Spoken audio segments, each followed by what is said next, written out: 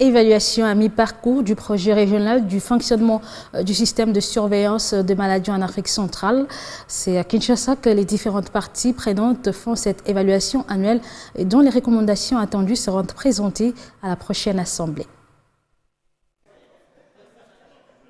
À Kinshasa se réunissent les pays membres de la CEAC, la Banque mondiale, les organisations participantes et autres partenaires techniques et financiers autour des travaux techniques de la revue à mi-parcours du projet de renforcement du système de surveillance des maladies en Afrique centrale, 4e phase. Avec rigueur et objectivité, les participants sont appelés à un examen minutieux et approfondi du déroulement du projet afin de parvenir à des recommandations pertinentes qui seront soumises à la prochaine session du comité régional. Votre réunion est cruciale.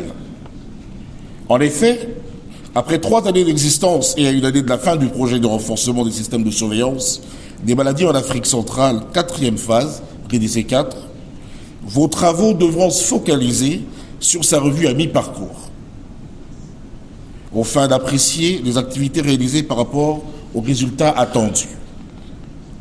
Ainsi, pourriez-vous identifier les défis persistants et en suggérer des actions correctrices en vue de les relever.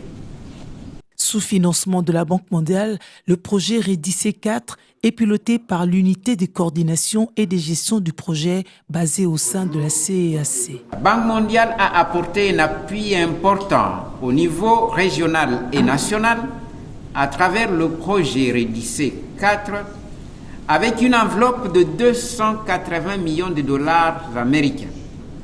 Ce projet est primordial vu l'importance de renforcer les capacités de faire face aux menaces des maladies à l'interface homme, animal, environnement et aux pathogènes émergents.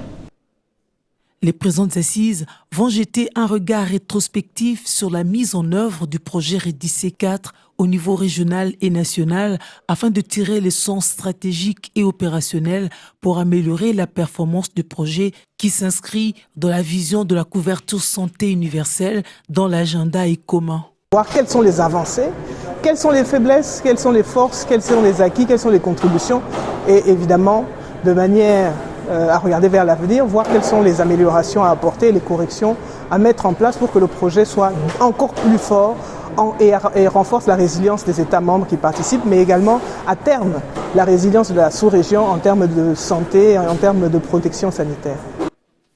Les structures impliquées dans la mise en œuvre du projet seront consultées tout au long du processus de la revue avec la participation des partenaires techniques et financiers.